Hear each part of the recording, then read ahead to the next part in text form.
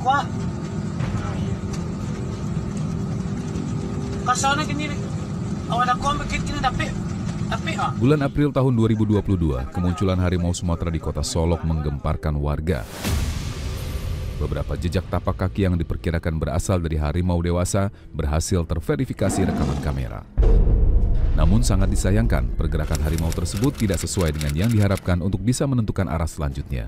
Bahkan setelah beberapa hari penanganan, hewan buas berjuluk Inyak Balang itu masih menampakkan diri di beberapa lokasi di kota Solok. Agar tidak jatuh korban dan bisa menyelamatkan sang harimau, tim akhirnya memutuskan untuk memasang kandang jebakan di lokasi yang diperkirakan sering dilewati Inyak Balang.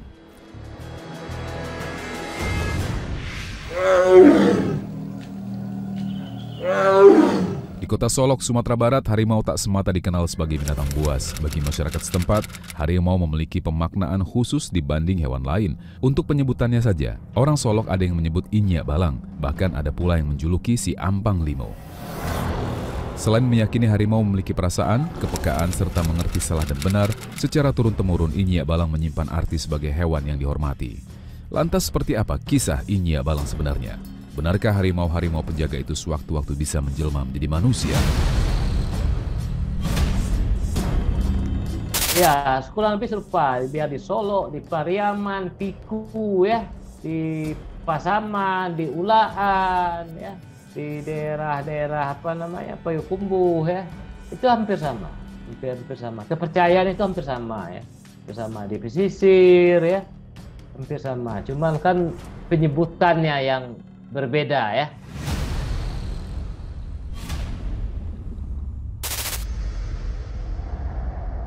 Di tanah Sumatera, harimau memiliki banyak cerita dan dimensi spiritual. Jika di tanah Minang, harimau disebut Datua atau Inyak Balang dan dipercaya sebagai roh leluhur. Di Riau, tepatnya di kaki Gunung Kerinci, masyarakat mempercayai bahwa harimau Sumatera adalah jelmaan dari sahabat dan prajurit para leluhur. Tak hanya dianggap sebagai pelindung manusia dari segala bentuk tindakan jahat yang akan datang, harimau juga bertindak sebagai penjaga hutan dan menghalau segala satwa liar yang akan masuk ke pemukiman warga. Alhasil, atas dasar itulah warga setempat sangat menghormati harimau, dan masyarakat Kerinci terbiasa memanggil kucing loreng besar itu dengan nama Imau Serabat atau Imau Ulu Balang.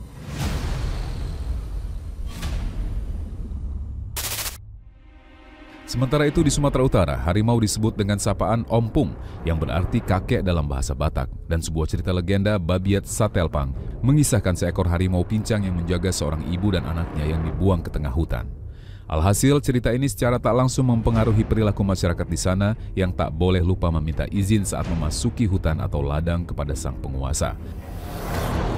Selain itu, masyarakat Batak Mandailing percaya bila ada harimau memasuki pemukiman warga, itu artinya ada orang di pemukiman tersebut melakukan perbuatan yang dilarang.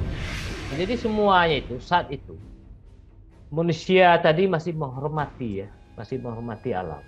Tidak hanya harimau, ada yang bersahabat dengan buaya, ya, kita dengar, ya, bersahabat dengan ular, ya. Dan itu masuk akal. Posisi manusia itu masih sedikit saat itu. Jarak antara rumah dengan rumah yang lain sekian kilometer, ya, belum berkembang biak manusia. Ya.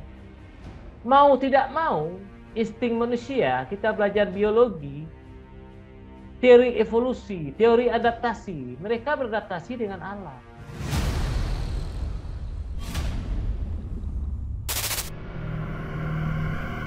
Sedikit berbeda dengan legenda harimau Sumatera yang dekat dengan manusia dan dimensi spiritual, hewan buas berikutnya adalah cigau, makhluk kriptid asal Sumatera dan sering disebut sebagai singa emas. Sebenarnya kami mendapatkan rekamannya di kamera trap, cuman kami nggak bisa menunjukkannya, ya Mas, karena salah satu dari teman saya itu membawa rekaman itu. Jadi kalau menurut cerita masyarakat lokal, walaupun dia tertangkap oleh kamera trap, dia tidak mau melihatkan mukanya. Itu mitosnya loh, Mas. Dan waktu kami dapat gambarnya di kamera trap kami, memang mukanya blur semua, Mas, tapi badannya bersih seperti harimau biasa, Mas. Ada belang-belangnya ada. Nah, itu harimau tingkek.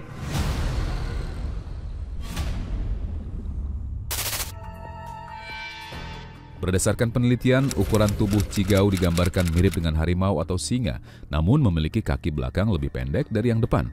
Ototnya pun terlihat lebih kekar daripada harimau biasa dan penampakannya banyak ditemui di Gunung Kerinci. Sedangkan ciri khas lain dari cigau adalah bulunya berwarna emas tanpa totol maupun garis, serta berbulu panjang di sekitar leher. Kalau di Sumatera Barat tuh lebih lebih menarik ceritanya kalau menurut saya, karena kemarin saya ke Sumatera Barat dan di Kerinci saya belum terlalu meneliti tentang cigau, karena cigau yang kami temui itu adalah seperti orang yang belajar ilmu silat yang alirannya harimau, dan nanti dia bisa berubah bentuk menjadi cigau. Itu menurut cerita di sana.